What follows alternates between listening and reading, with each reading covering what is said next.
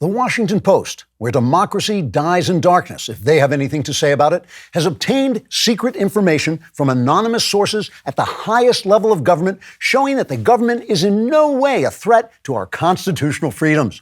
The shocking revelation comes after Attorney General Merrick Garland had the FBI send 30 armed men to ransack the home of his boss's political opponent, proving beyond a shadow of a doubt, says the Post, that the Department of Justice is fully dedicated to enforcing the law equally on anyone named Donald Trump, no matter which Republican Party he belongs to.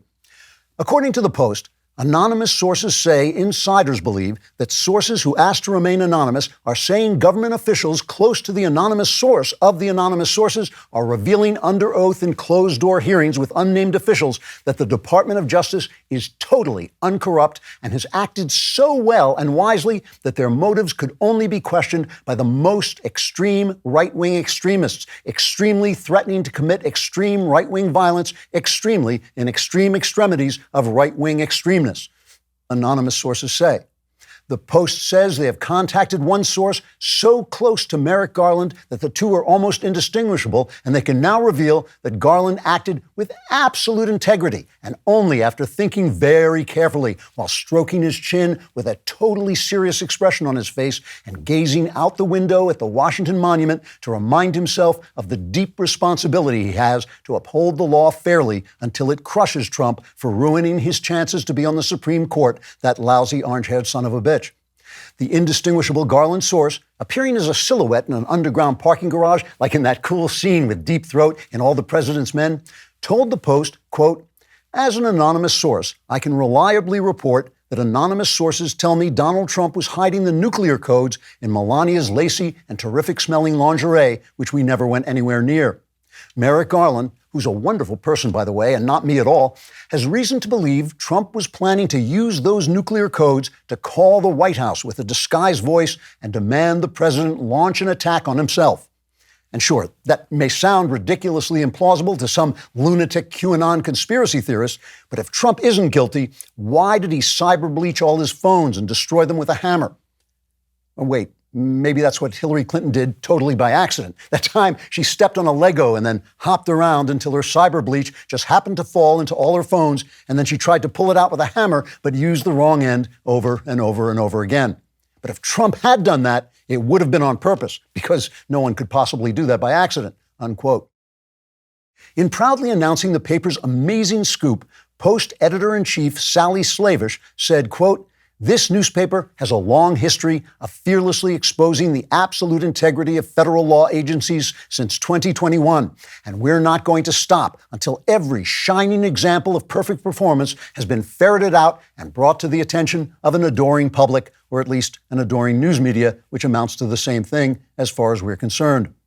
We want to ensure the rule of law is brought to bear in a fair and impartial manner until every rotten Republican who participated in January 6th, or who supported January 6th, or who lived through January 6th, or plans to live through next January 6th, has been brought to justice. After all, if that's not what American journalism is all about, my name's not slavish," unquote. Former Post reporter Carl "This is worse than Watergate" Bernstein says Trump's actions have been worse than Watergate. Speaking to MSNBC's Joy Reid through the bars of her padded cell, Bernstein said, quote, "This is worse than Watergate," unquote. Public opinion polls show that people approve Merrick Garland's actions and look forward to being entertained by them until they reelect Trump in 2024. Meanwhile, we can all hope for more stories of the Department of Justice's impeccable behavior from the Washington Post, where democracy dies in darkness, screaming desperately for help in the oubliette under the city room. Trigger warning, I'm Andrew Klavan, and this is The Andrew Klavan Show. I feel hunky-dunky, life is tickety-boo. Birds are winging, also singing hunky-dunky-doo. Ship-shaped ipsy-topsy, the world is zippity-zing. It's a wonderful day, hurrah, hooray! It makes me want to sing. Oh, hurrah, hooray! Oh, hooray, hooray! All right, the vast right-wing conspiracy known as Klavan continues. And I just want to say right at the top here, we are not going to revel in the misfortunes of other people, no matter what we feel about them. I'm not going to talk about, Jeffrey Toobin leaving CNN. I'm kind of glad they took the jerk off. He says he got himself off, but I don't know the whole story. And then Brian Stelter, of course, was fired. And, I always have a soft spot for the ladies, so I wrote a small poem about it. It's very short. I'll just read it to you. A fond farewell to Brian Stelter. I hope you can still afford food and shelter, and you can take some consolation from the fact that Tucker Carlson still has the #1 show in the nation. So I'm still working on the scansion. Anyway, we'll be talking about them and other failures today, from the Department of Defense to the CDC to the DOJ to Liz Cheney and the medical establishment. What went wrong? This is a great time to subscribe to this podcast wherever you get your podcast. Leave us a 5-star review. I cannot tell you how much it helps.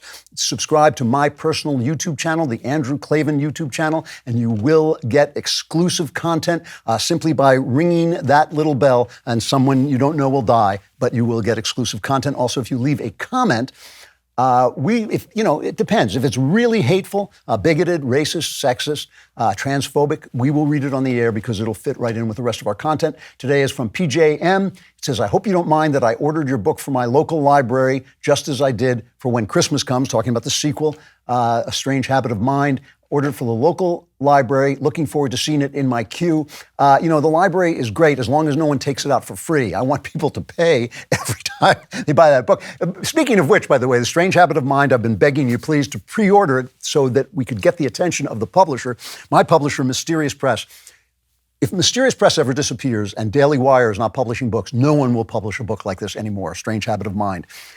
I've been asking you to please pre-order it so that the publisher knows there's a demand for it. And this week, you made an impression because the company under whose aegis, the big publisher under whose aegis Mysterious Press works, sent them a note saying, gee, there's a lot of pre-orders for this. We may have to keep an eye on this and order more books. So please, if you haven't pre-ordered it yet, please go on Amazon and order A Strange Habit of Mind, the sequel to When Christmas Comes. I promise you'll like it, and you will see why I'm pushing it so hard, because a book like this simply will not get published anywhere else unless you guys turn it into the seller I know it can and should be.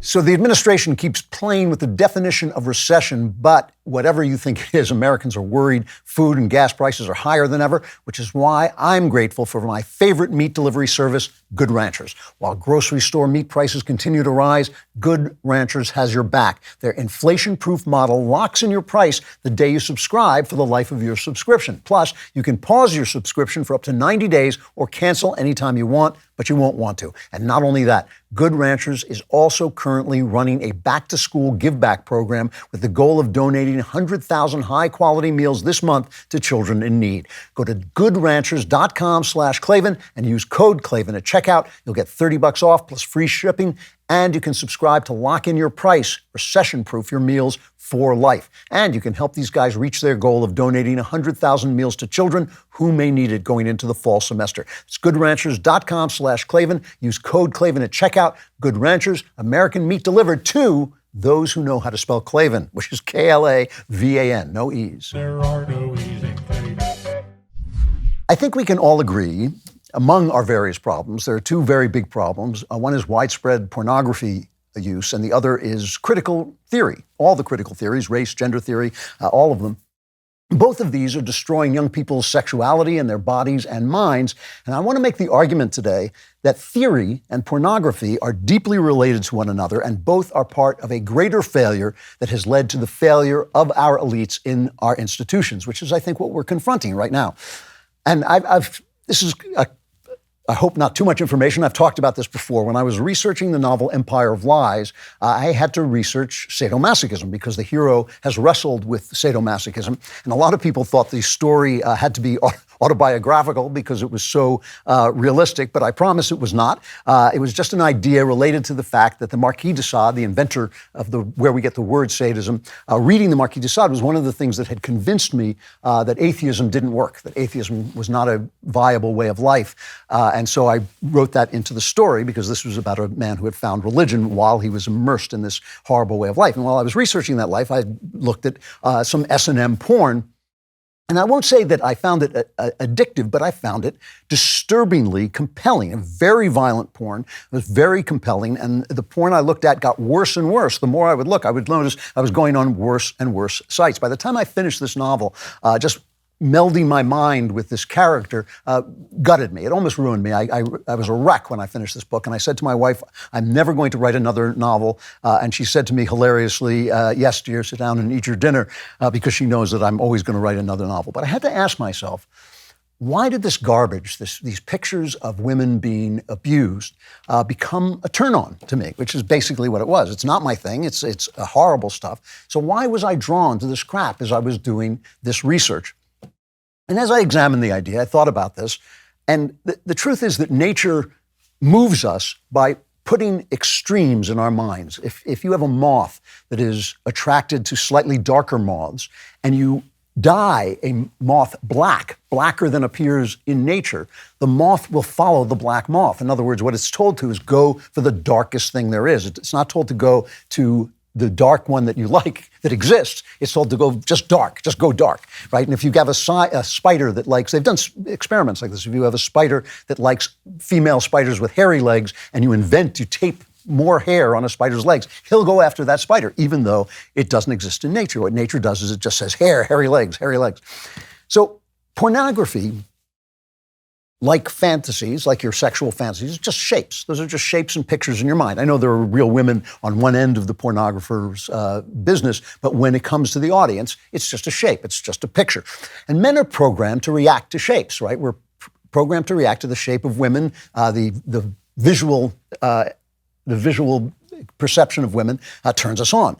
That's what leftists complain about when they complain about objectifying women. We're just looking at them as shapes, as images.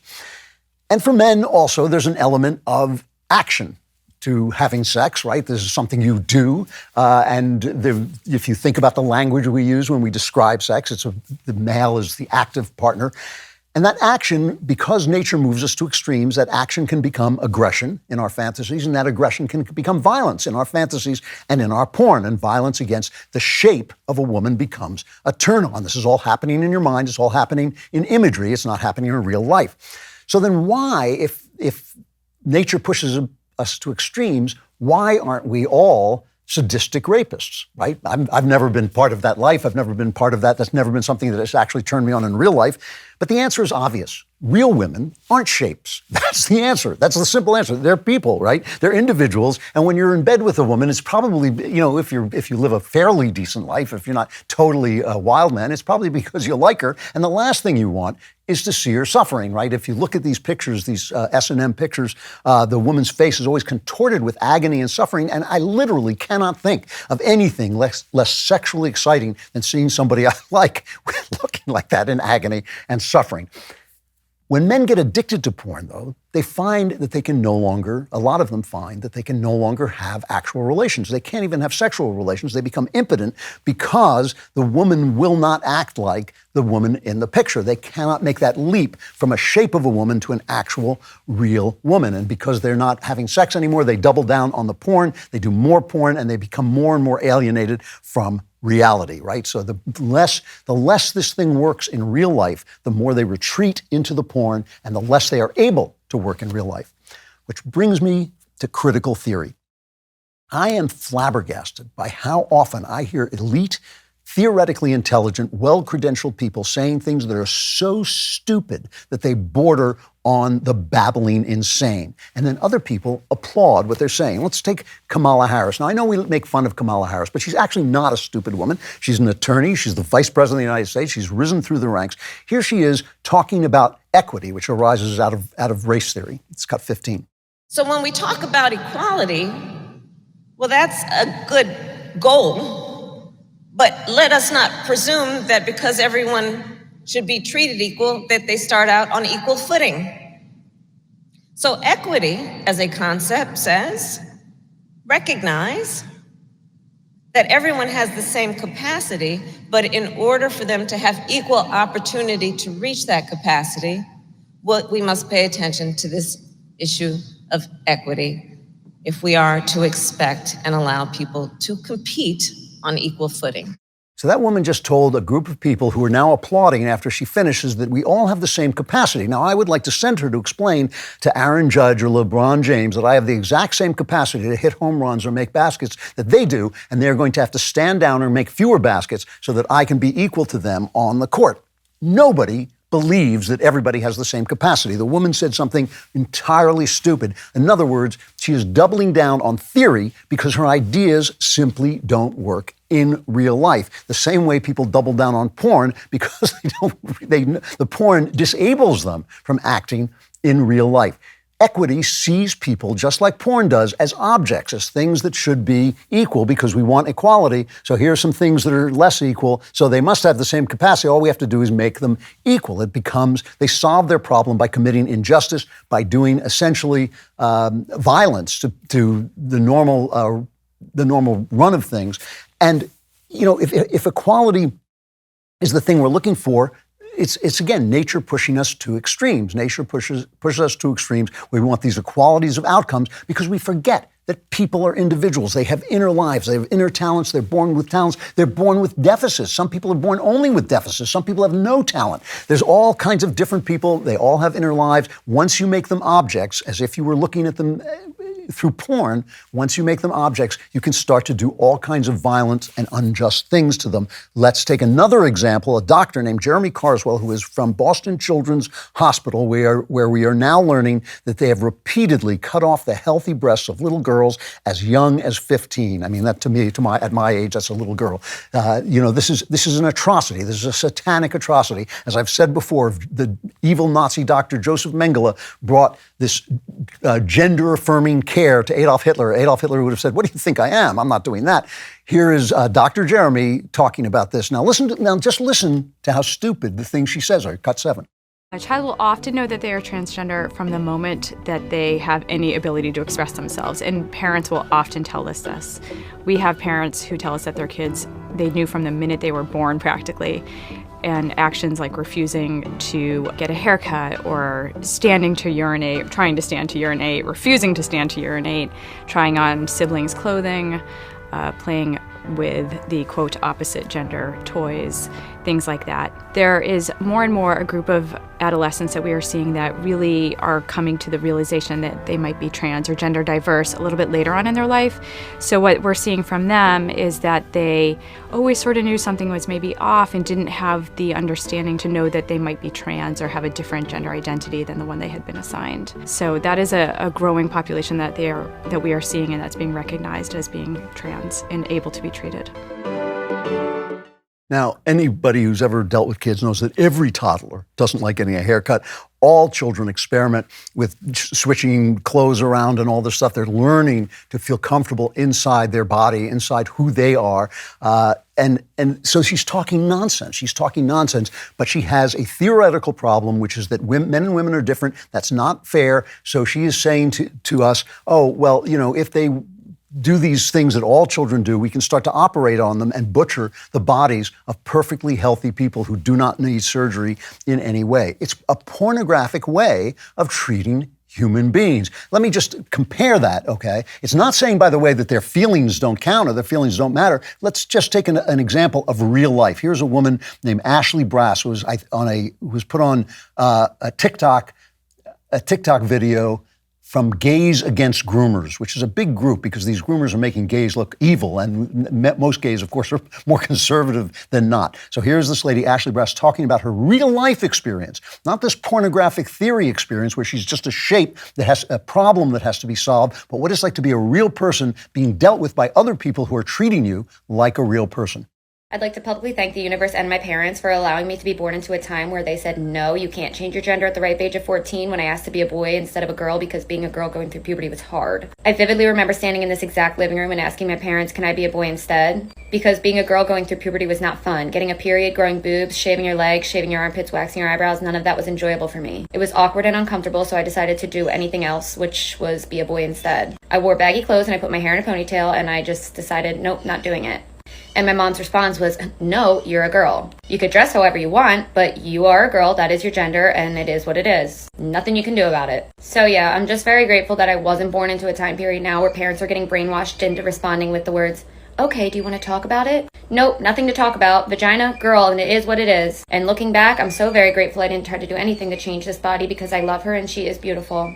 I wasn't meant to be a boy. I just didn't like being a girl in that moment in time. And it's that simple. So thank you, Mom and Dad, and thank you, God, for allowing me to be born into a normal time period, and to two parents who understood the concept of genders can't be chosen. Also for giving me this body because we love her.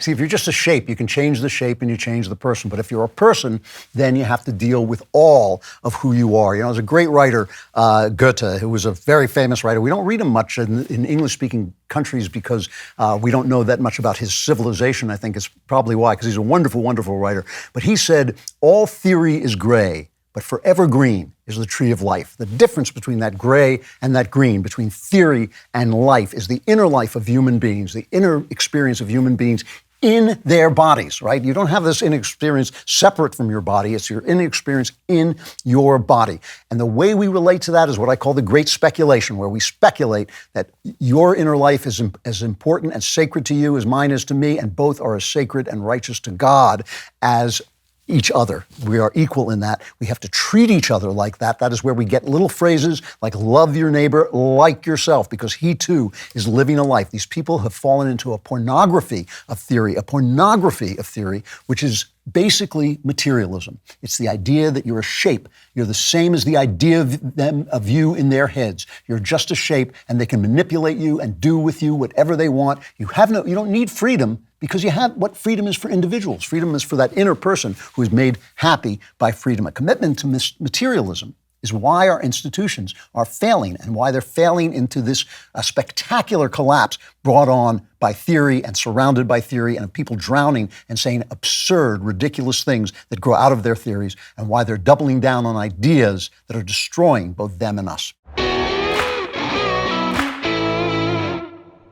I got to say, I'm traveling all the time. The airports are packed. Everyone is traveling. And when you're traveling, you want to be able to rest easy. You can rest easy if you have a Ring alarm. Ring Alarm is an award-winning home security system with available professional monitoring when you subscribe. You can easily install it yourself, and Ring didn't stop there. They've changed the home security game with Ring Alarm Pro. That's why when it comes to protecting your home, you should go pro with Ring Alarm Pro. Ring Alarm Pro is whole home security with available professional monitoring when you subscribe to Ring Protect Pro. Ring Alarm Pro combines a security system with a fast Eero Wi-Fi 6 router for home security and network security in one device. This summer, whether you're across the country or across town, you'll know everything at home is protected and connected, and that it will stay that way. With a Ring Protect Pro subscription, you can get professional monitoring for the ultimate peace of mind. If anything happens, professional monitoring will call you and can request emergency services. This busy summer season,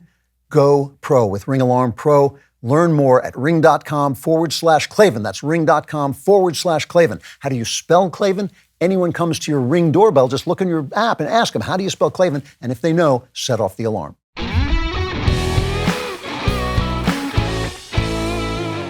Let's talk about some of these failures, because the failure is all over the place. The stench of our elites' failure is all over the place. Let's begin with Liz Cheney, who lost her primary in Wisconsin by like a record number. She got very few votes. She was tossed out, ending the Cheney, the history of Cheneys in politics, of the Bushes in politics.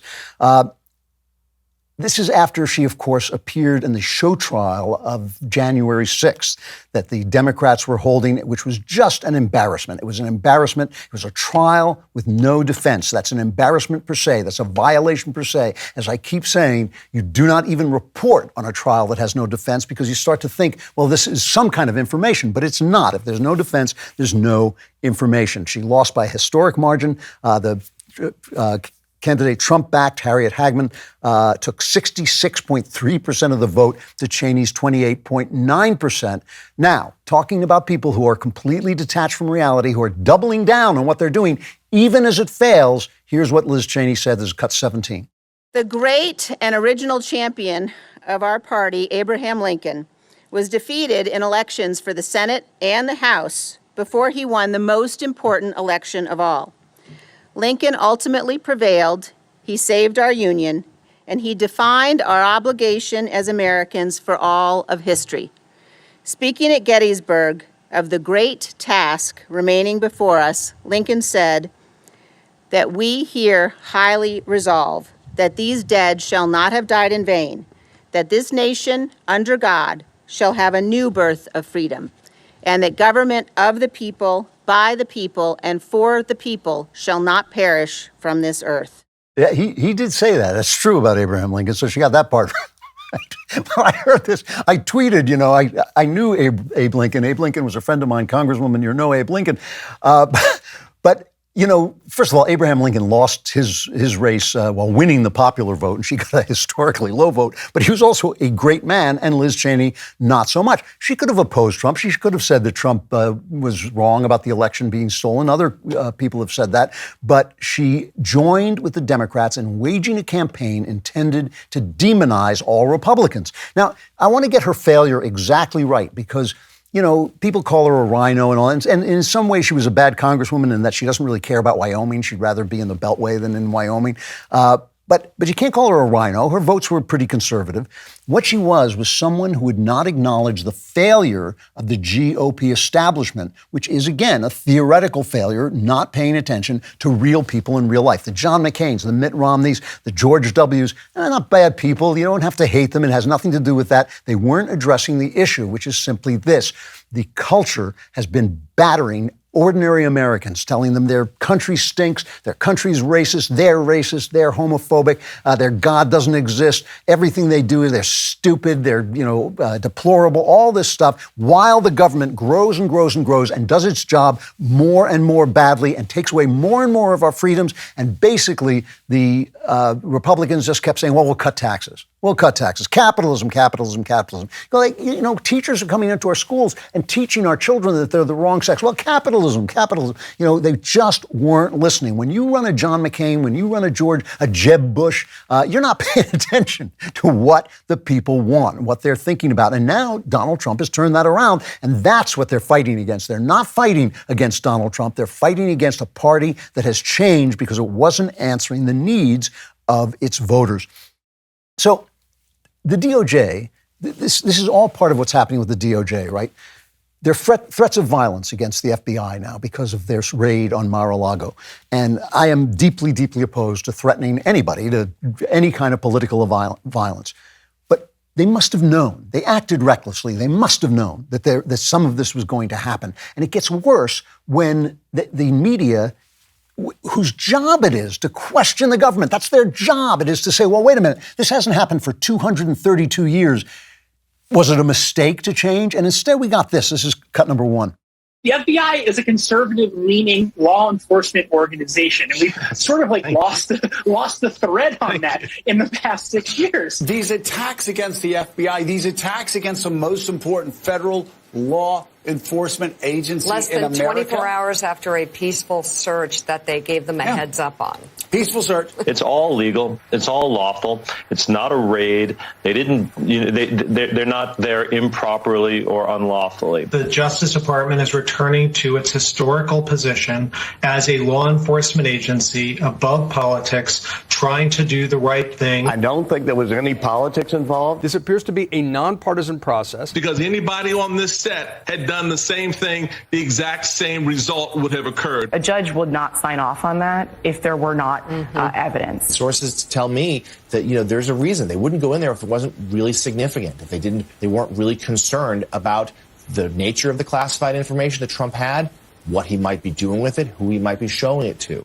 Nothing to see here. Nothing to see here. This is the job of journalism, to tell you that your government is doing a great job, and a judge would never sign off. The DOJ, the FBI would never phony up information to get a FISA warrant to tap an American citizen. They would never do anything like that. They would never lie to Donald Trump and tell him he's not under investigation when he was. They'd never brief Obama, but not brief. They did all these things. There's every reason to suspect them. It's almost as if they're trying to incite violence so that they can then condemn all Republicans as terrorists. In fact, James O'Keefe over at Project Veritas says he's got a document that was sent out by the DOJ. Well, I'll play him talking about it. He says he's got a Homeland Security bulletin to local law enforcement that conflates people who suspect the election wasn't fair with terrorists. This is James O'Keefe, Cut 3. Breaking news, a source within the Department of Homeland Security has leaked to us an intelligence bulletin marked for official use only unclassified in light of the FBI raid on President Trump. This document, dated August 12th, refers to a heightened threat from what the Department of Homeland Security calls DVEs, or domestic violent extremists, quote, motivated by a range of ideologies who have grievances against a variety of targets, including law enforcement. Domestic violent extremists are referred to in one of these paragraphs as, quote, many of these threats include references to the perception that the 2020 presidential election was fraudulent and other claims of government overreach. The 2022 midterms in this document are also highlighted as a potential, quote, flashpoint for this violent extremism. All right, summer is coming to an end. You want to get in as much swimming and playing and vacationing. What you don't want to do is spend time, if you're a business owner, sorting through tons of unqualified candidates' resumes when you could be sitting by the pool and reading one of my books, like Truth and Beauty, or even pre-ordering A Strange Habit of Mine.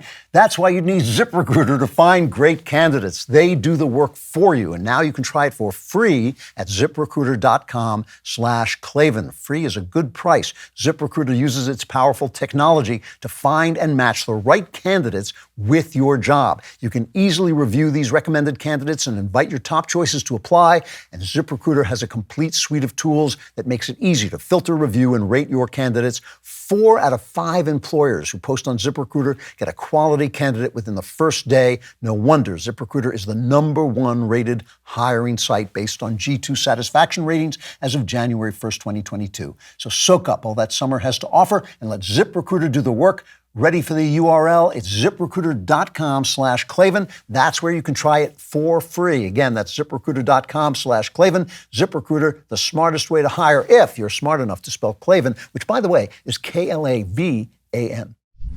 So this is a failure of our media, which has become a tool of the regime, a failure of the regime, a failure of the DOJ to maintain its integrity, which it has had for so long. The FBI has had respect from people for so long, but because they've acted fairly honestly, they're not acting honestly anymore. They're not acting in a straightforward way. And if that's not true, why is Jim Jordan, Congressman Jim Jordan, why is he getting whistleblowers coming in and telling him that something has gone terribly wrong? Here's Jordan. The template never changes with these guys. It's the left creates a lie, big media, mainstream press reports the lie, big tech amplifies the lie, and then when we try to tell the truth, they call us names and try to cancel us and tell the world that, oh, we're the ones not being square with them. So the country, though, the good news is they figured it out, and I'll tell you who else has figured it out, Trey. And you and John, with your background in law enforcement, appreciate this. 14 FBI agents have come to our office as whistleblowers, and they are good people. There are lots of good people in the FBI. It's the top that's the problem. But some of these good agents are coming to us telling us this is baloney what's going on, the political nature now of the Justice Department. God bless them for doing it, coming and talking to us about the school board issue, about a whole host of issues. I mean, it's becoming a well-worn trail of agents who say this has got to stop. And thank goodness for them, and thank goodness that the American people recognizes it, and I believe they're going to make a big change on November 8th. You know, the CDC, another failure, right? They failed during the pandemic. Rochelle Walensky, running the CDC, came out and sent a video to her employees saying, you know, we had decades, I think 75 years, to prepare for this, and then we blew it. We did a terrible, terrible job. So what do you think her recommendation would be? You'd think it would be maybe we should do less. Maybe we were overbearing. Maybe we pretended we had information we didn't have. No, she wants to be more active, and we want to pay more attention to equity. We want to go back into the pornography of theory because we're failing in real life. Like the guy who can't do it with a girl because he's reading pornography. So now he's going to go back and double down on the pornography. They're going to double down on their theoretical ideas. Fauci, the guy who is just like a bumbling idiot. He's one of those wind-up toys that keeps walking to the corner, keeps lying and all this. And he said we should have been much more stringent in our lockdowns, So here, let's just hear from from Rand Paul, because he gets it right. Let's hear what he had to say. It wasn't that they acted too sparingly. The problem was that they acted too quickly and not based on science. It wasn't that they were, waiting around for science. They were reacting every week with a new edict that contradicted the previous week's edict. They also commissioned studies that completely dismissed the idea that you got immunity from COVID after having had it. So how can you do a study of whether a vaccine or a booster works if an arm of the study is not people who have actually already had the disease? If you discount having the disease, most of the studies are worthless. So what I would suggest, if they want to reorganize, is humility. I think they need to step back and get back into the advice game, not the mandate game. Okay, humility. Humility is what you have when you make a mistake and you admit that you made a mistake. Here is Fauci talking about himself. I can't remember if I played this clip before, but it's worth playing again. Is Fauci giving an interview, and he's talking about what's called the Fauci effect, which is what he says that people are going to medical school because of him. This is an amazing clip, and if you're not watching this, if you're just listening to it, see if you can find it and just look at the man, this arrogant ponce who is the opposite of humility. Cut 31. People go to medical school now. People are interested in science.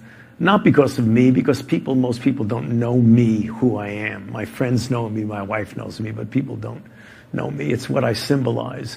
And what I symbolize in an era of the normalization of untruths and lies and all the things you're seeing going on in society from January 6th to everything else that goes on, people are craving for consistency, for integrity, for truth, and for people caring about people. What a jerk. What an arrogant jerk he is. Their CDC failed, but the government is always the same way. They do things that make things worse, and then they say, what we need is more government. That is the effect of pornographic theory. That's the effect that you have an idea in your head. It makes your city worse. Look at George Soros coming out and saying, I'm going to keep on reforming prosecution. I'm going to keep on reforming justice, even as cities become just hellholes of crime. It's in New York, San Francisco, Philadelphia, anywhere where a Soros DA takes control, it becomes a nightmare, and yet George Soros says, yes, we need more of that. We need more of that. Well, why is that? Because Soros is sitting in his ivory tower someplace, believe me, in some tax-protected someplace, so his money isn't being taken away, and he's coming up with these theories and these ideas, just like a guy sitting in his room looking at pornography and thinking, yeah, this is what real sex is like. This is what the way real women should be treated. It's the same damn thing. It is turning people into shapes and numbers and objects instead of thinking about the fact that, no, if you leave people alone, what happens? They become creative. They do stuff. They compete with one another. The human system is made to work, except for the fact that people want to control it. And once they start to control it, they ruin it. Afghanistan, another example. What a disaster. What a disaster that was.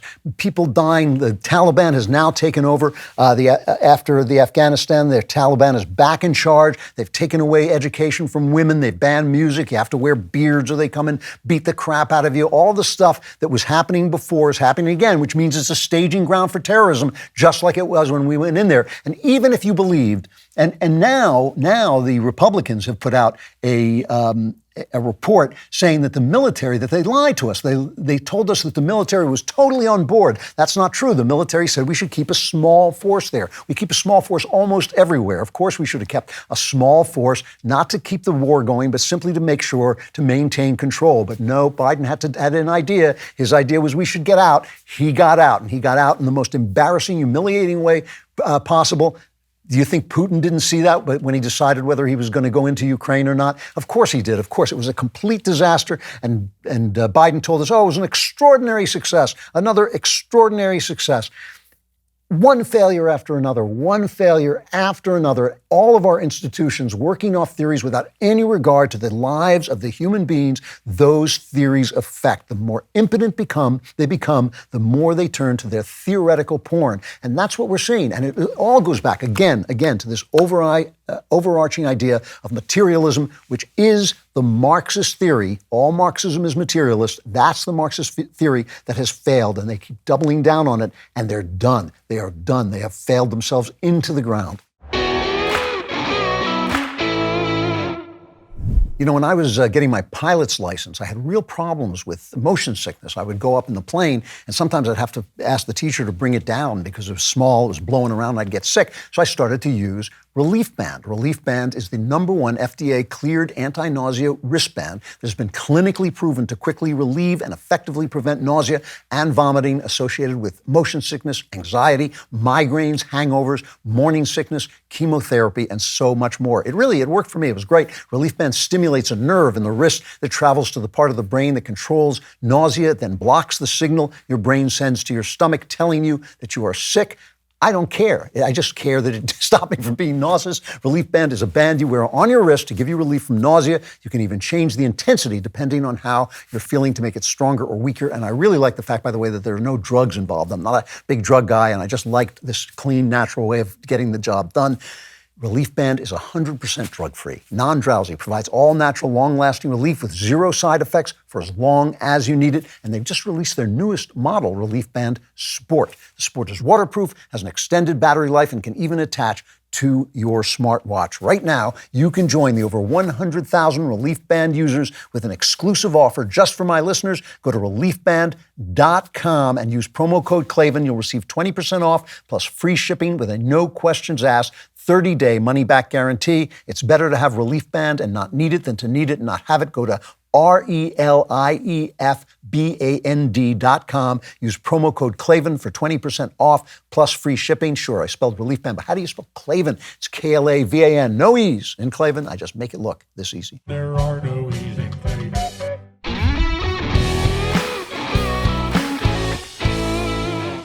I'll tell you another theory that's a failure is feminism.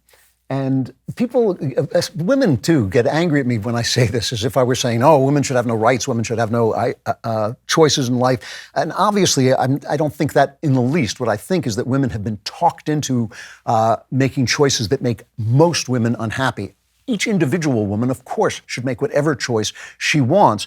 But the fact that that corporations profit when women go to work, when 2 parents have to work, that means there's 2 people to be employed instead of 1. It means there are more workers. It means they can pay them less. That's why I believe that's one of the reasons, at least, why wages have not gone up in 100 years since feminism basically began. And this is not saying to any individual woman you shouldn't be doing what you want. That's absurd. What I'm saying is that what feminism has done is it has adopted the theory, the values of men, and imposed them on women. It has said what men think is important is the important thing, and anything that women think is important, the typical feminine values, are not important. It has said this again and again. Homemaking, child rearing, child nurturing, having children, which is, I think, what we should all be doing in great numbers. All of that is not as important as what men do when they go to corporations and move paper around and then suddenly they're rich. That's the important thing. When they hit a ball with a stick and then they're famous, that's the important thing. You know, it's simply, they do this again and again. When their theory fails, they adopt the ideas of the people they were trying to overturn in the first place. They've done it with racism. Why are they racist now? They're racist because their plans to make everybody equal didn't work. So now they're going to be racist against whites, as if that's any better than being racist against blacks. It's amazing how stupid they become as they try to rescue these theories from reality, right? Feminism, I mean, it is just making so many young women unhappy, not because they have choices, but because they're being gulled and bullied and convinced to make choices that do not make them happy. You know, I saw this article about something called hypothalamic amenorrhea, HA. I can pronounce HA, so we'll call it HA. This is something that happens to women when they essentially take on the exercise programs of men.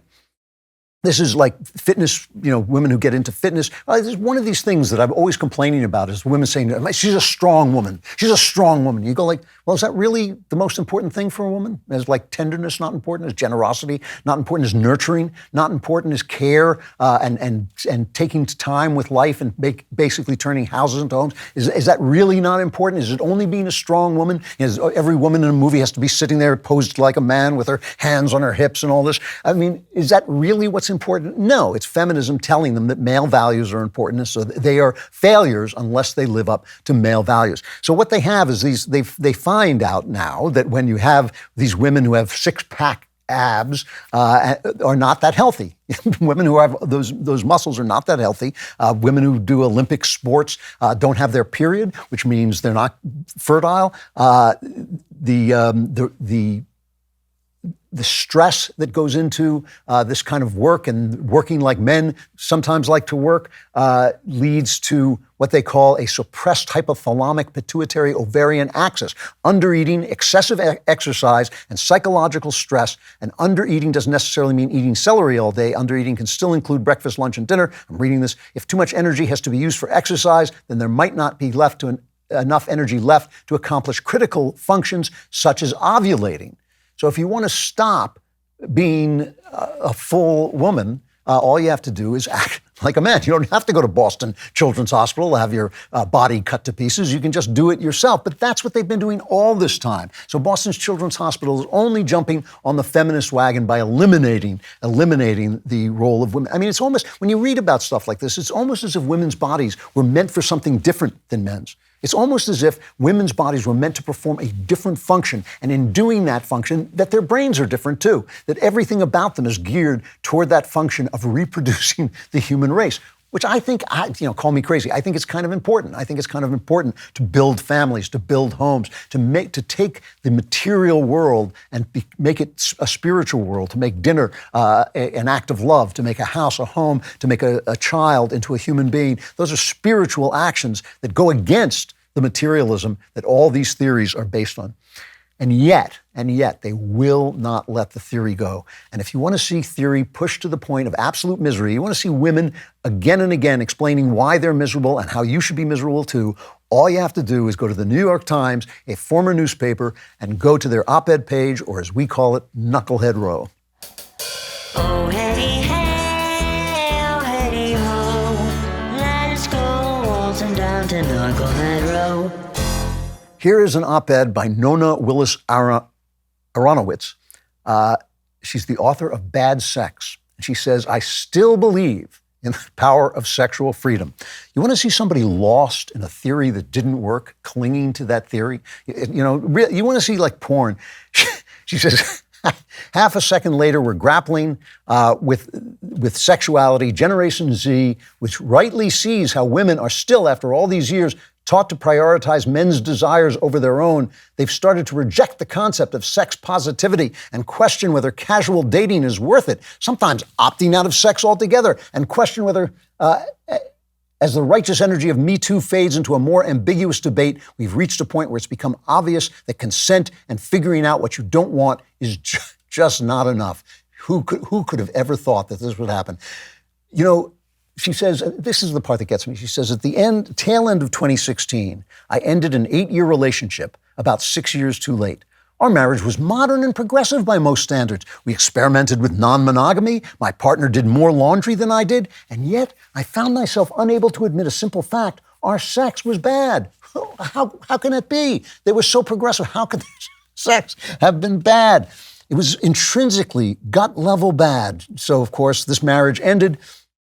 And meanwhile, she says, while her marriage is falling apart, a growing sect of the feminist movement, disillusioned by the results of the sexual revolution, recently veered down a protectionist path when it came to sex. They wanted every woman knows in her gut, wrote a writer. And this is back in the day, back in feminism, when feminism was getting started in 1978. Everyone knows in her gut that the emphasis on genital sexuality, objectification, promiscuity, emotional non-involvement, and coarse invulnerability was the male style that we as women place greater trust in love, sensuality, humor, tenderness, and commitment. No, that's wrong, she says. I would never advocate ceaseless sex as a default. There's nothing more joyless than forced sexual exploration. But I do believe that reaching for more sexual freedom, not less, the freedom to have whatever kind of sex we want, including, yes, casual sex and choking sex and porny sex, is still the only way we can hope to solve the problems of our current sexual landscape. Well, you go, girl. You go. It's like she's miserable. Her relationships fall apart. The sex is lousy. She's got a progressive thing. But we just need more of it. We just need more of it. It's bringing theory and pornography together. That's where you go to the New York Times, bring the fact that theory and pornography goes together. We were just joking in a break about the fact that I talk about sex a lot. And one of the reasons I talk about sex a lot is not just because I find sex sexy, which I do, but it's not just because of that. It's because sex, the idea that sex was the primary goal of human life, that as Schopenhauer said, is the lord of this world. The sexual instinct is the lord of this world. And Freud, following on Schopenhauer, said basically everything is sex. Everything is governed by sex. That is how we got to this weird world we're in, where people say you can cut people to pieces, following that logic of sex being the center of human life. It was wrong. That logic was wrong. Schopenhauer was wrong. Freud was wrong.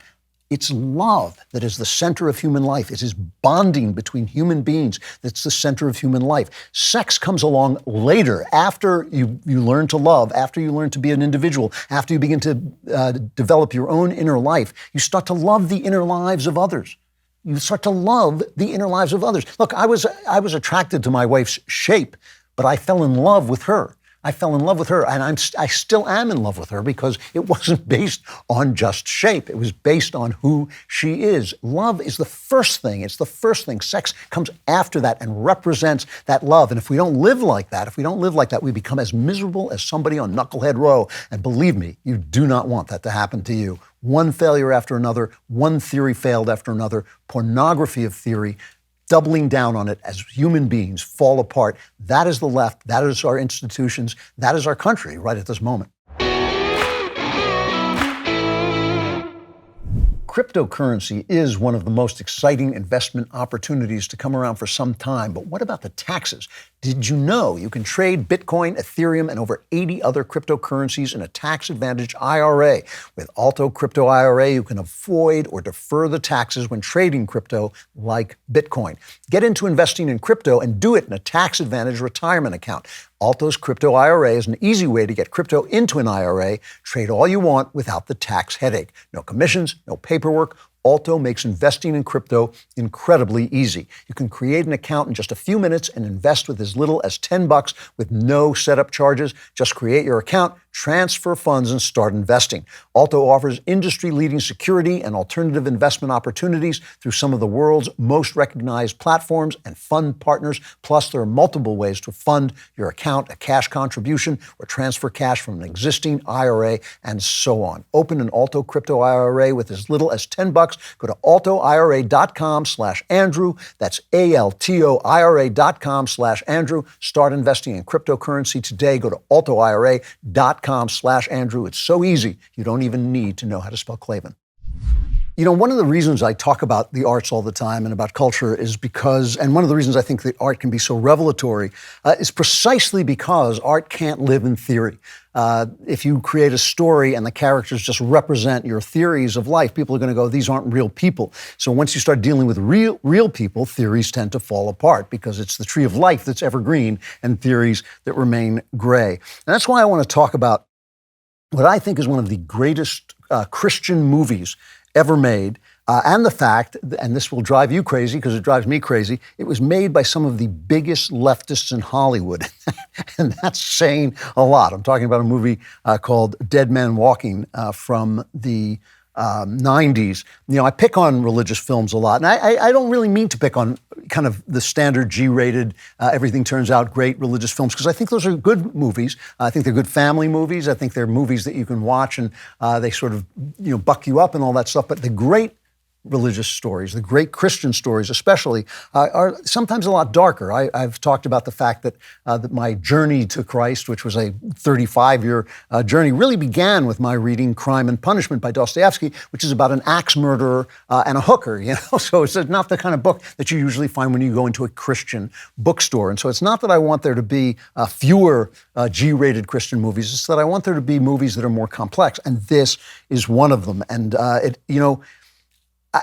I found this film, the reason this film was important to me is back in the 90s, I was researching my novel True Crime, which takes place on death row. A lot of it takes place on death row. So I was reading a lot of books about death row, and I read this book, Dead Man Walking, by Sister Helen, I believe her last name is Prejean, Sister Helen Prejean.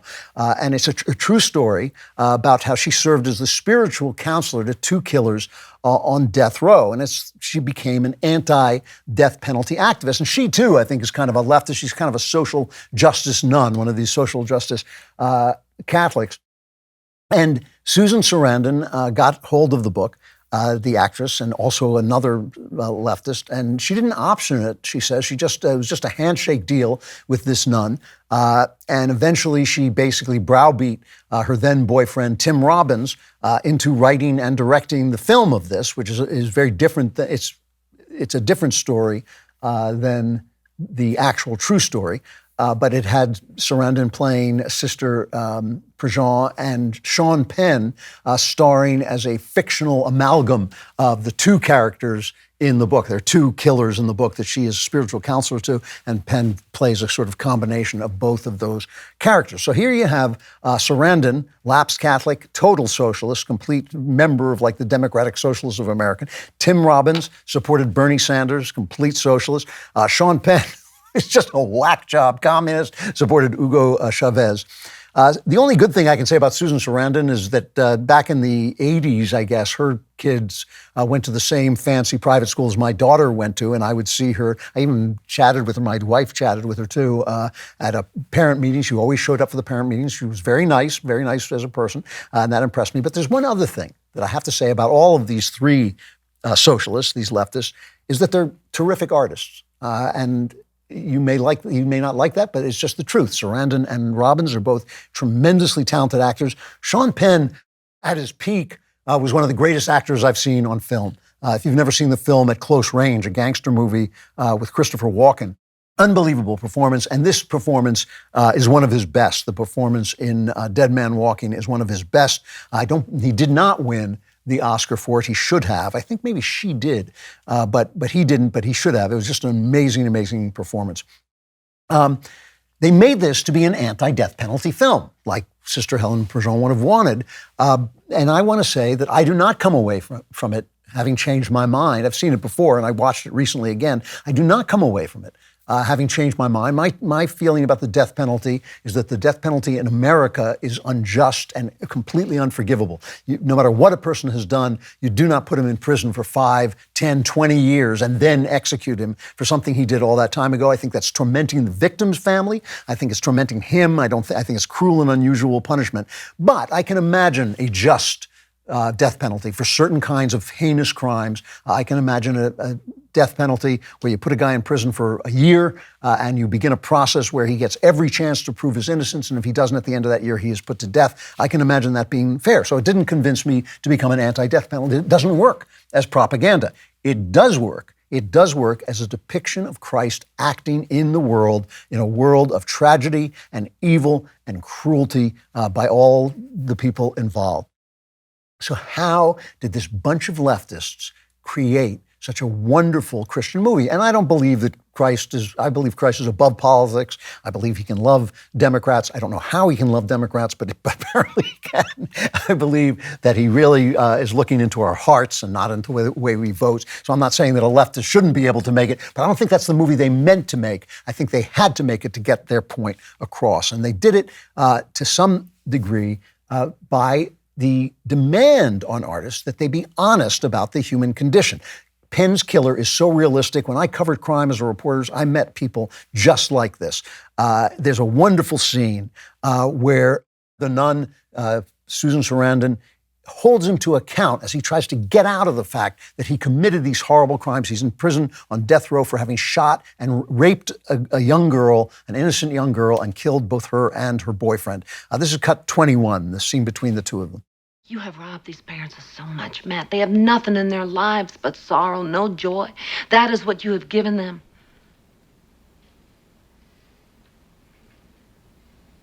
What possessed you to be in the woods that night? I told you I was thrown out of my head. Now, don't blame the drugs. You were harassing couples for weeks before this happened, months. What was it? What do you mean? Did you look up to Vitello? Did you think he was cool? Did you want to impress him? I don't know. You could have just walked away. Hey, he went psycho on me. Don't blame him. You blame him. You blame the government. You blame drugs. You blame blacks. You blame the Percys. You blame the kids for being there. What about Matthew Poncelet? Where's he in this story? What, is he just an innocent? A victim?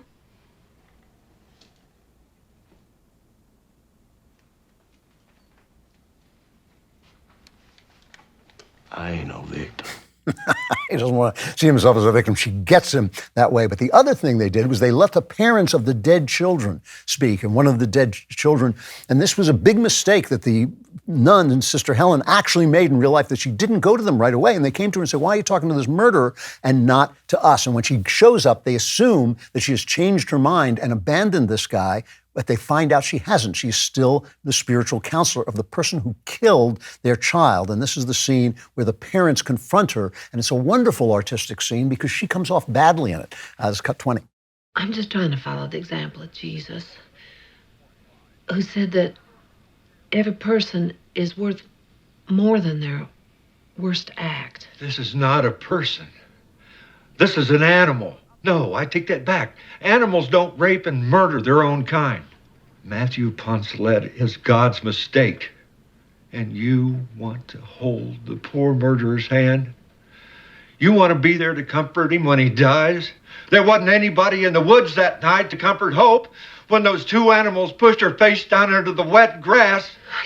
I just want to help him take responsibility for what he did. Does he admit to what he did? Is he sorry? He says he didn't kill anybody. Sister, you're in waters way over your head. Don't know what it's like to carry a child in your womb and give birth and get up with a sick child in the middle of the night. You just say your prayers I'm and trying get a to be good night's respectful. sleep, don't you? My parents raised me to respect the religious. Sister, I think you need to leave this house right now. That's an amazing scene. You know, it's a great scene because you feel their pain and you look at her face as she listens to them and realizes that she has not done the work of Christ. She has not reached out to both people. She has just kind of, it's almost a little bit of an ego thing that she has seen herself as being so open-minded to loving this killer, but not to them. That's a beautiful, beautiful thing. And they also changed in the true story. These killers were electrocuted, which is a horrific thing to watch. But in this, he's put to death by lethal injection. And Sarandon talks about this. Tim Robbins, who is the writer-director, he made that change. It's cut 25. The idea was to take the combination of the worst possible person who is guilty and kill him the most humane way. The people that she sat with in her book were electrocuted, but Tim very brilliantly changed it to lethal injection because everyone thinks that's so humane. Now, that's an amazing thing to have done because now what she's saying is we took the worst possible person, killed him in the most humane way, and our argument is that even this is wrong. And they put that forward, and one of the things you come away with from this is not maybe that capital punishment is wrong per se, but you come away from it feeling that you've witnessed a tragedy and you've witnessed Christ acting in a tragic world through a flawed woman who is not always doing the right thing. That's a very high bar to set, and that's the kind of high bar that artists set for themselves. It's not the kind of high bar that propagandists set for themselves. Propagandists basically say, you know, we're going to make everything look like the way we want it to look like, but artists can't do that. Real artists can't do that. And so this is what you have, is you have this lunatic Sean Penn who sits around thinking that Hugo Chavez is a great guy. You have Susan Sarandon and Tim Robbins voting for Bernie Sanders, a nutbag socialist, and yet their artistic talent demands that they speak the truth. And that is the thing that makes this a tremendous, tremendous film and a tremendous Christian film. And they don't show Christianity as nice. You know, the nuns are sweet, the nuns are nice, but really what they show them is joyful. And it's really one of the best things about the film is in the midst of this tragic circumstance, in the midst of this ugliness, the nuns are frequently giggling. Margot Martindale plays her kind of fellow nun. Margot Martindale, another spectacular artist. If you've ever seen Justified, she played a villainous hillbilly lady in that. And she is just amazing actress. So there's all this artistic talent bringing both the tragedy of the situation and the joy, this giggling joy of these nuns. My favorite scene in the thing is when she's preaching Jesus to him and he does something that is so like these killers. It is so real to these killers that it's amazing, and she confronts him with it, and it shows the Christian love It's not that Christian love has its limits, but it does not lie in order to love, which is very different than the left, which wants us to lie. They say we're not telling the truth unless we're not being loving unless we lie, unless we say men and women are the same, or you can change your gender. But she shows you, no, you actually have to stand for the truth. This is this great scene between them, 23. You say you like rebels. What do you think Jesus was? A rebel? He wasn't no rebel. Sure he was. He was a dangerous man. Oh, what's so dangerous about love your brother? Because his love changed things. His love changed things.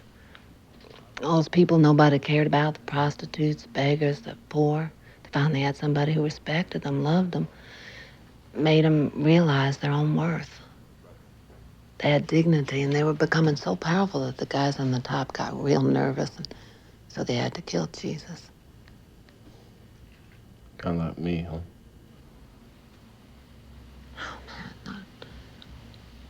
Not all like you. Jesus changed the world with his love. You watched while 2 kids were murdered. That's an amazing scene. It's an amazing scene because that's exactly what he would say, kind of like me. That's exactly what these guys say. Like he hears a romantic story about a guy who's put to death for being a rebel, and he thinks he's a rebel and he's being put to death, so he's like Jesus, and that wonderful look on her face when she says, not like you. He was killed for love. You were killed for murdering 2 people. So there's all this honesty that is coming through in this story. And the reason I'm talking about this is because we're entering this phase when Christianity is being demonized, and also when we're going to have to make the argument against abortion in the culture. We're going to have to make it politically, but we're going to have to make it in the culture. If we start turning out films in which having a baby solves all your problems, or getting pregnant is not so bad, or being raped by your uncle when you're 10 years old is just one of those things that happens and you just get through it. And believe me, we're totally capable of doing that. Some of our Christian filmmakers are totally capable of doing it. We are going to lose the argument as we have lost it every single time.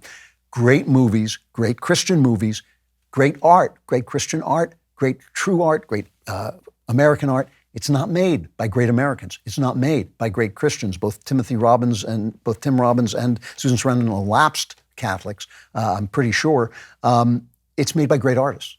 Great art is made by great artists, and great art is made, and great artists are people who love the arts. The arts are changed by people who love the arts. This has been my argument all along, that conservatives are so bad at the arts because we want the arts to look like conservative life, and they don't.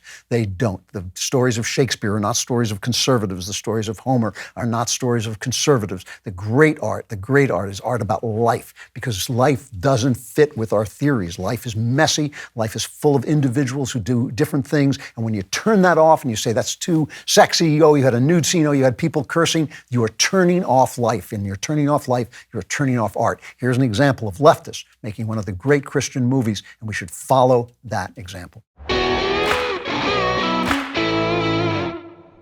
So summer is almost over, and you haven't found a summer love, and your car's not running. These 2 things can both be solved by just saying rockauto.com. Because when you say rockauto.com, the women, it's like they fall out of trees like fruit. It's amazing. Plus, they know that you can find parts for your car just by going online. You don't have to get in your car and pretend it's running, which is just embarrassing, and drive down to an imaginary store where, you may not know this, but chain stores have different prices for professional mechanics and do-it-yourselfers, not rockauto.com. Rockauto.com has the same low prices for everybody. They've got an easy-to-use catalog. It's got all the parts you could possibly want or need, and all of them are at low prices for everybody, professionals and do-it-yourselfers alike. It's a family-owned business. They've been doing this for 20 years.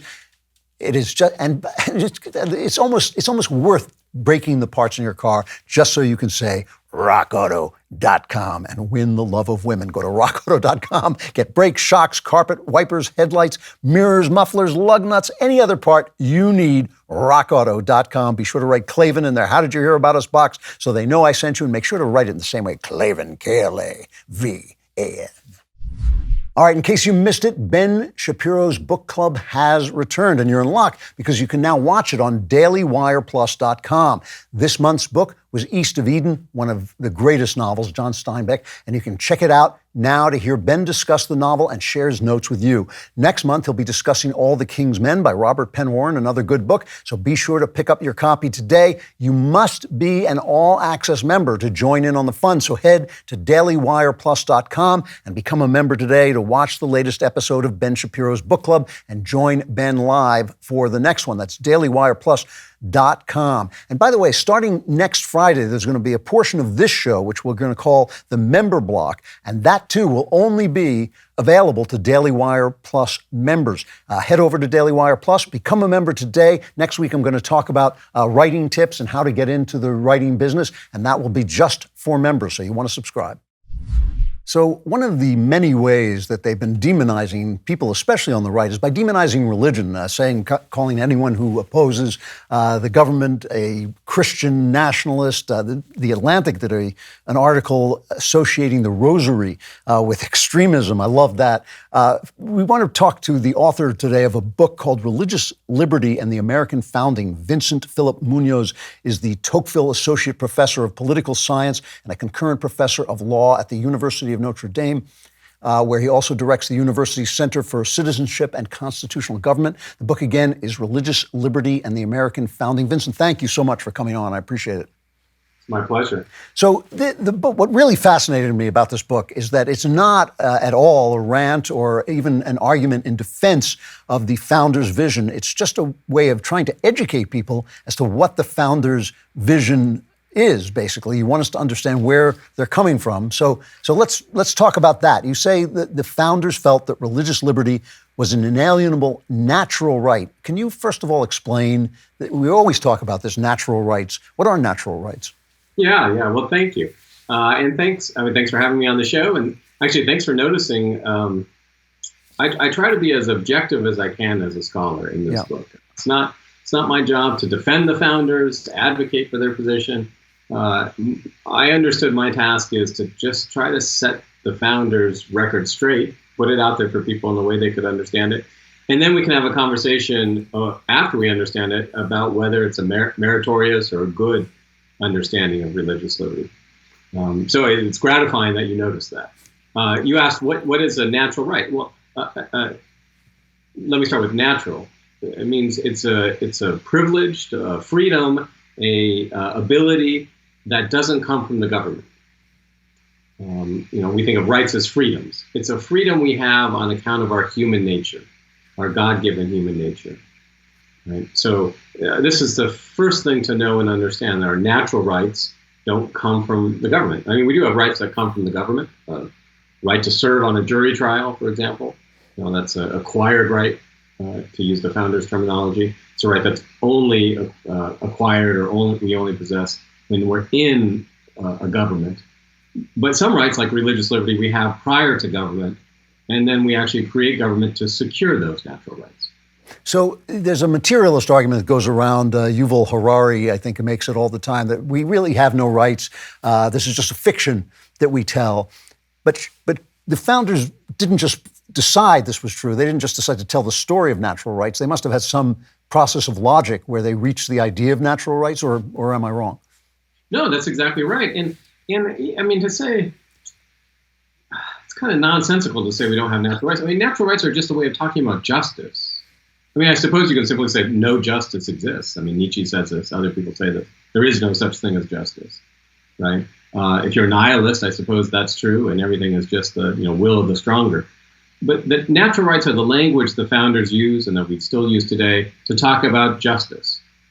Right? So when we say we have a natural right to something, it would be wrong of you to deprive me of that natural right. It would be unjust of you.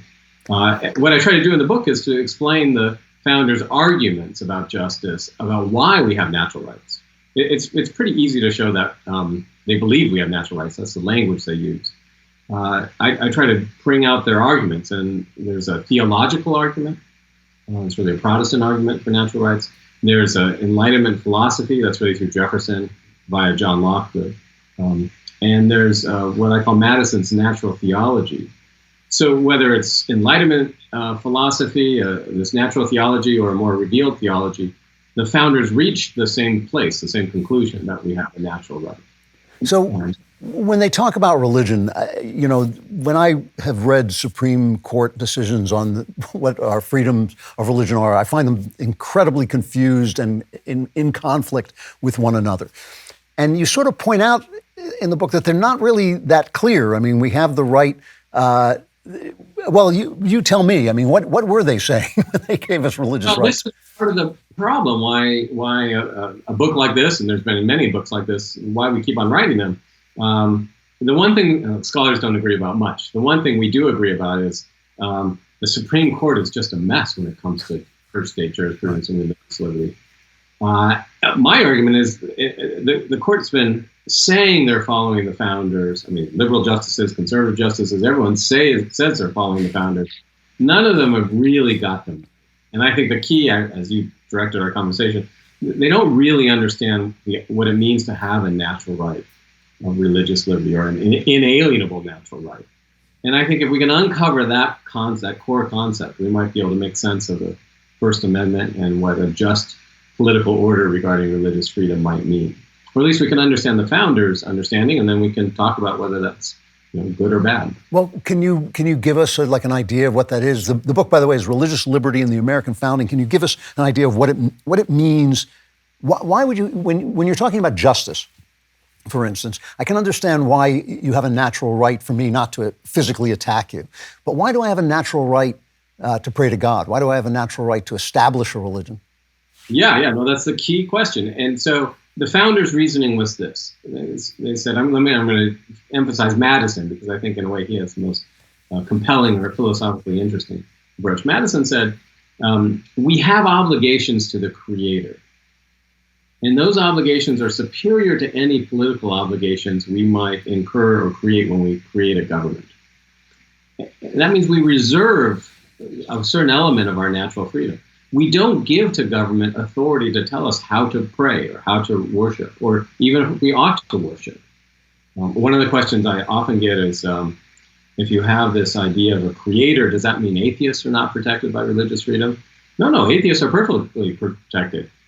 We limit government. We don't give government authority over our religion. And that means government can't tell us how to pray, can't tell the atheist to pray. So the basic core idea of an inalienable right is we have an obligation to worship according to conscience. That obligation is superior to any political obligations. So we reserve authority over our religious worship.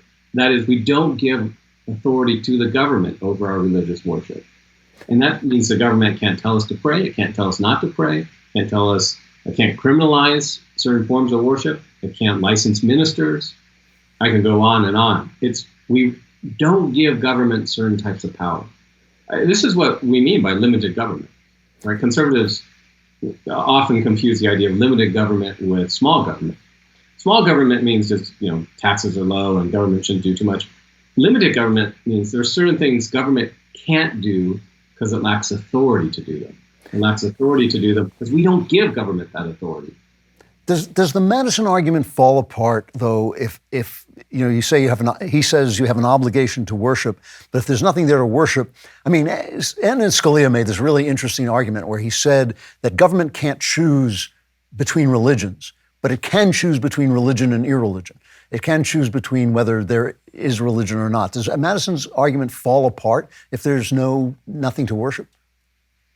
Well, if we know there's no God, if we really know that. Now we have to think, how could we know that? Yeah, right. What Madison would say, actually, I think it's no different than Aristotle. Look, there's two fundamental possibilities, right? The world is just materialist and matter is of infinite, right? Things have always been as they are, or there's a creator. And we can't rationally know whether it's turtles all the way down or there's a creator of the first of all.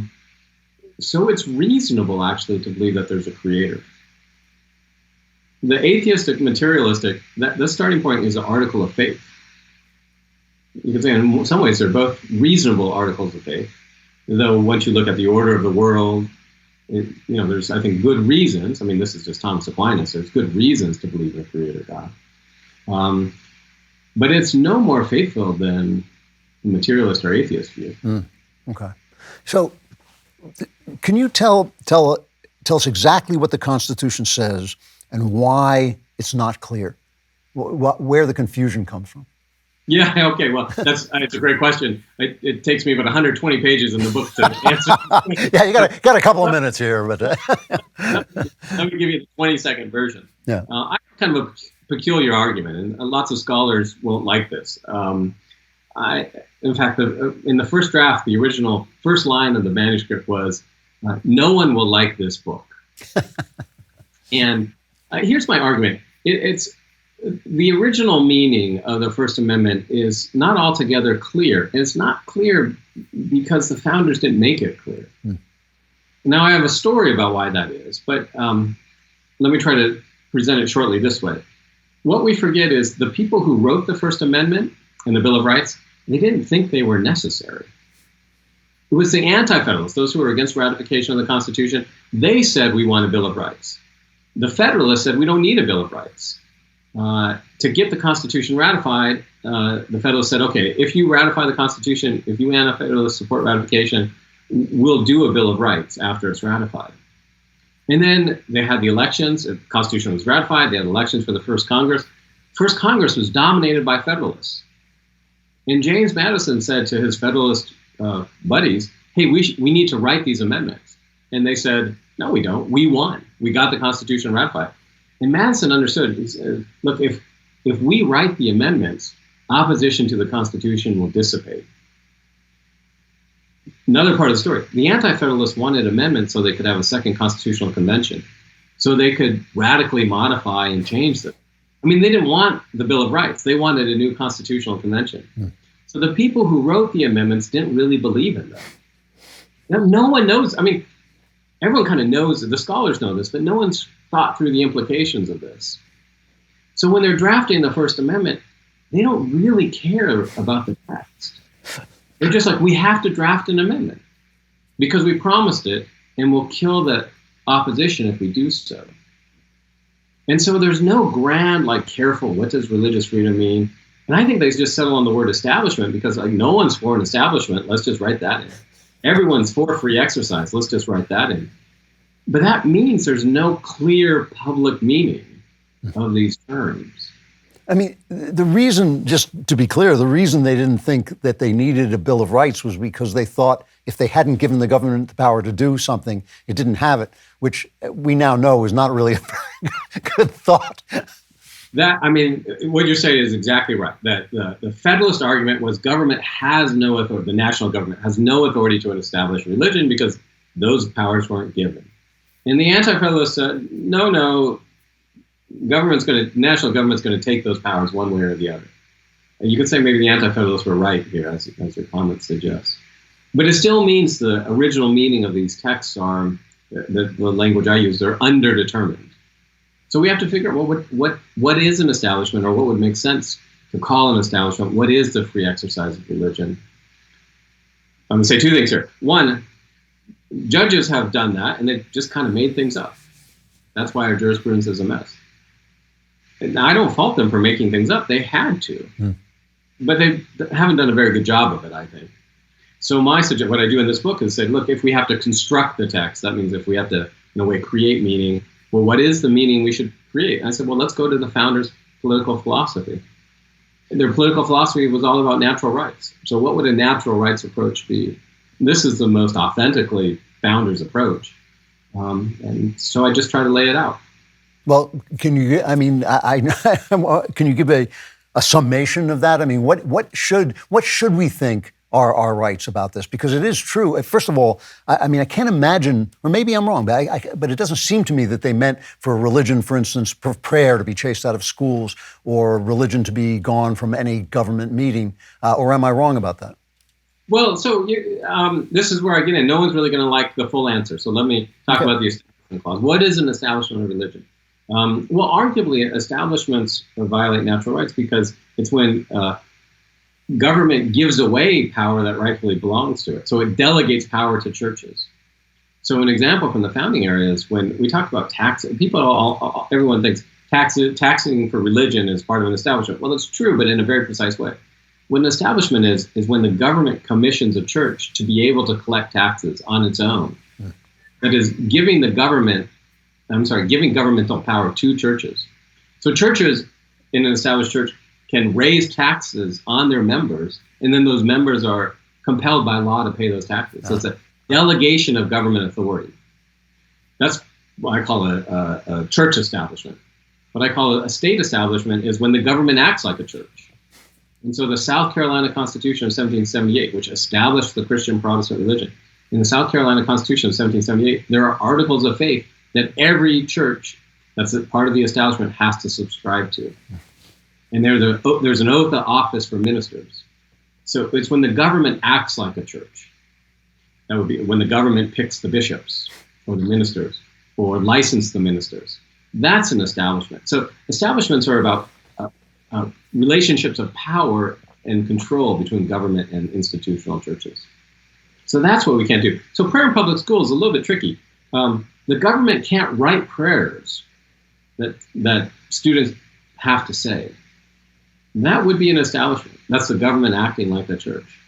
Now, can you have a Bible group? Can students voluntarily pray? Can this football coach, who's just a Supreme Court, pray on the 50-yard line after the game? Well, of course. But can the government write a prayer that every student has to recite at the beginning of the school day? That's another famous case from the 60s. There, I think not. Again, not because prayer is bad, but we don't give government authority to write prayers for us. So what do you think the founders, and I know that there were different opinions among them, but still, just speaking generally, what do you think the founders would have said about the COVID restrictions where they said churches had to shut down?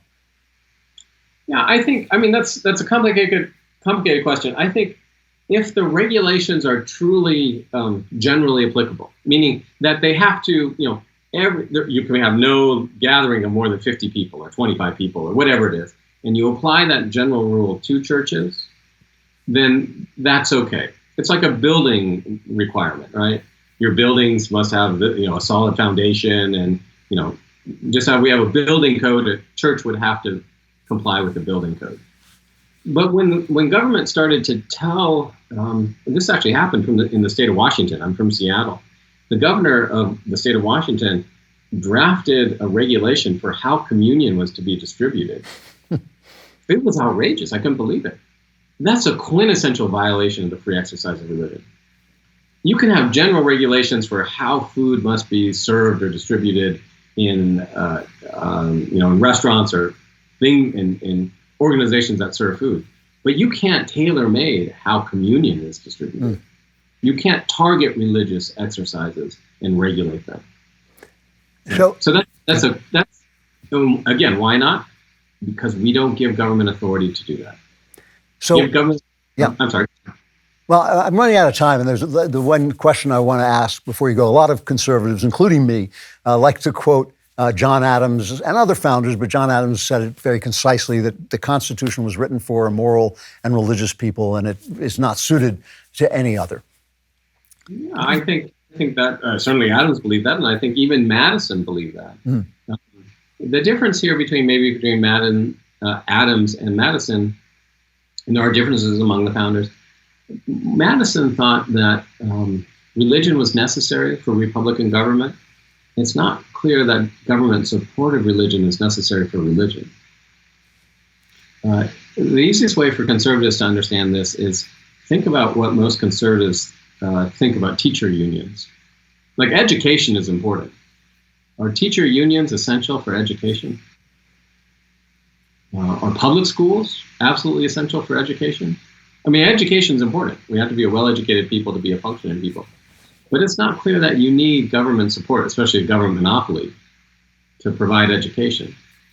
And I think that's what Madison was thinking, that he thought religion was important, thought it was a natural right because we have obligations.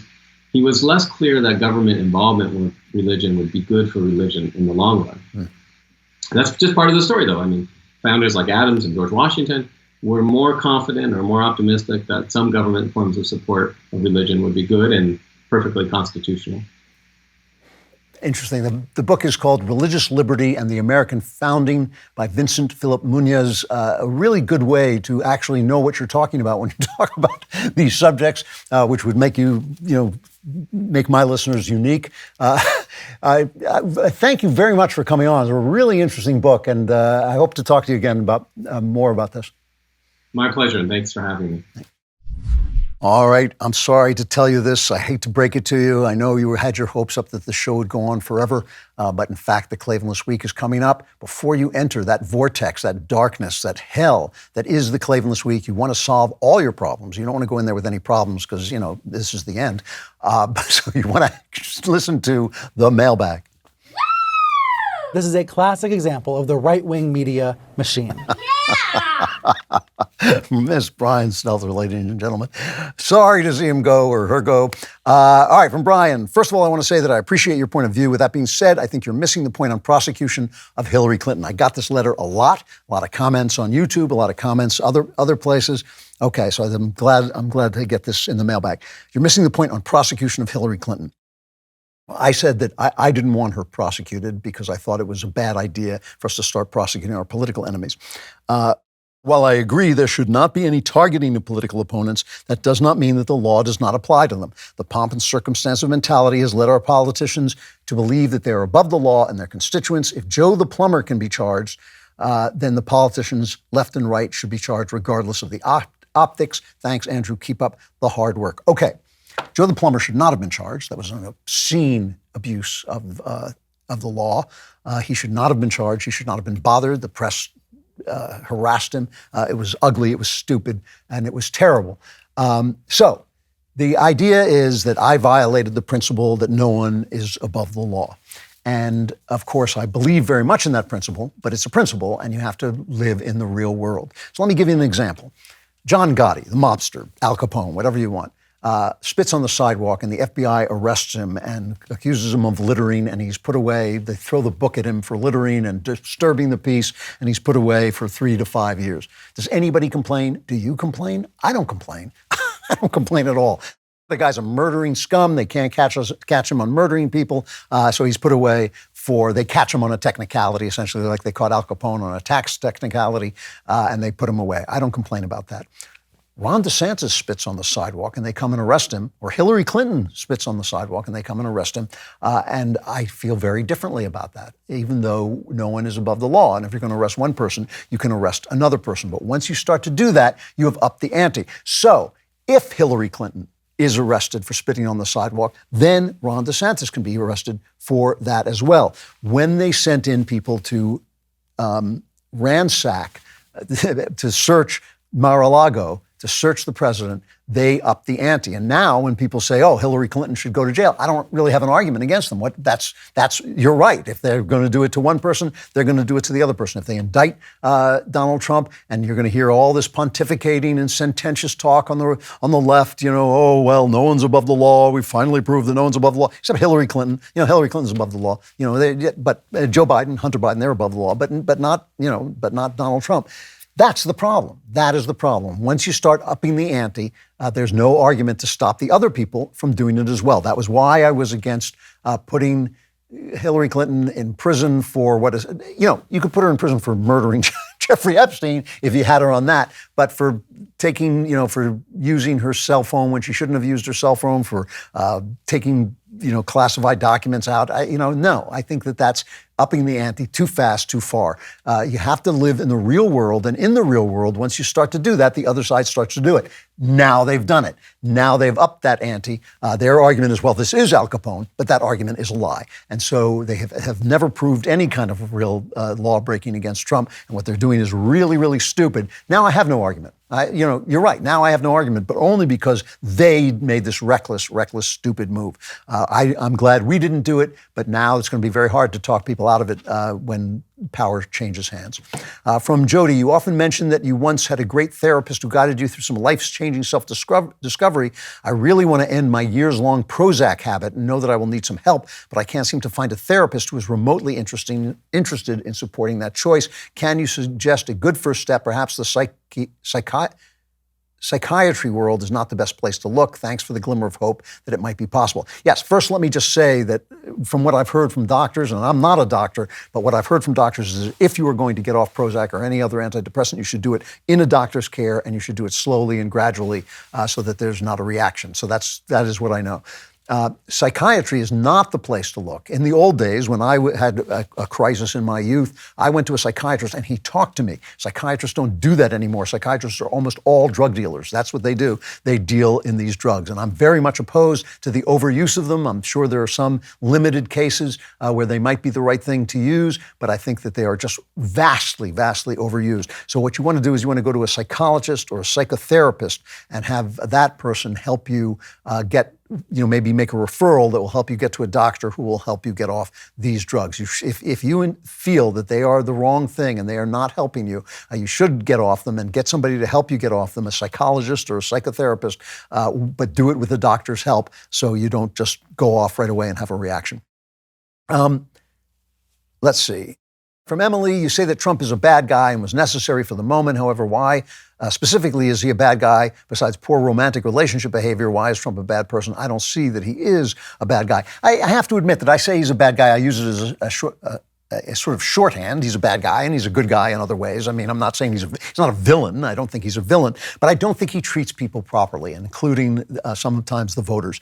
I think that the example I've used, and I use it specifically because I disagree with so much of what John McCain stood for. I think John McCain was just somebody I totally disagreed with. I think most of what he did was wrong. I think the McCain-Feingold Act was a travesty. I think it was a violation of the First Amendment. I was glad it was finally overturned. I think it never should have been passed in the first place. Almost every time McCain opened his mouth, I disagreed with him. However, he was a man deserving of respect. Everybody's deserving of respect, but he specifically was a guy who declined to get out of torture because he didn't want to leave his men behind. That makes him a hero. He was a hero. And Trump treated him like garbage. He treated him like garbage. You don't do that to anybody, but specifically to an American hero. You can disagree with somebody very forcefully without treating him like crap. And because he treated him like crap, John McCain refused to overturn Obamacare. He refused to get rid of Obamacare, and his vote was the telling vote. That was all because of the way he treated him. A lot of the people who went crazy with Trump, John Bolton and all these people who just think he's like the worst thing that ever happened, who are willing to violate their principles to get at him, it's because he treated people badly. And that's what I mean. And I'm sorry, it's not an effective way to do politics. I'll accept the press. The press deserved every kick he gave them, every single one. But not everybody did. And some of the people, many of the people whom he mistreated and bullied were people of decency. And I don't believe you should behave that way. I'm sorry. Just because it's Trump and because he did wonderful, wonderful things and because he was a godsend who I really do believe in some ways saved this country, I'm not saying any of that's not true. That doesn't mean that we then climb on and say everything he does is right and turn ourselves into little imitations of him. That's not what our job is here on earth. It's not the way we're supposed to live. It's idolatry and we shouldn't do it. So again, he's a bad guy and he's a good guy. I'm not saying he's a villain at all. I'm just saying he had many, many big flaws and they hurt him in the end. From Chase, I'm a 16-year-old high schooler who loves journalism and writing. The world of college and university are in my near future. I've had trouble finding a college with good academics without the woke liberalism added on with it. As a journalist and writer, what college would you recommend? I love your show and your book, When Christmas Comes. Don't forget to pre-order the sequel, Strange Habit of Mind. Go to Hillsdale. My friend John Miller runs the journalistic department there. Make his life hell. I'll tell you why. No, I'm just joking. But he's wonderful. He's terrific. He is absolutely terrific, and he runs a great. I was there for a couple of weeks, teaching a class there under a fellowship. It's a wonderful place. And their journalism department, because of John, is just terrific. So that's a good place to go. Let's see. From Anonymous, can you explain a little bit how the publishing of an audiobook differs from the hard copies? What's the process? Do the royalties differ a lot more? Also, why didn't you choose to narrate When Christmas Comes? His years of saying Rock Auto destroyed your ability to do the female voices. They don't pay you very much. You're locked in a room for like 3-4 days, a little tiny room. It drives you crazy. I feel like the voices of my characters are younger people most of the time, and that I'm sort of aging out of playing my own characters. I read The Truth and Beauty because I felt it was my book and I should deliver it, but it's just hard work, and there are many, many good actors who do a wonderful job. As I felt when Christmas Comes, the guy did a wonderful job on that. I still get royalties. It's still my book. It's still part of my contract, and I get paid for it, and so it's not really that much different there. I got to stop there. The Klavanless week has come. It is here. It is like a dark cloud that has fallen, almost like a weight upon your shoulders. If you've ever read the Edgar Allan Poe story, The Pit and the Pendulum, where the blade gets closer and closer to slice the man apart, that's what this is like for you. So abandon all hope, ye who enter here. But if in the small possibility you make it to next Friday, we will be back with The Andrew Klavan Show. I am Andrew Klavan.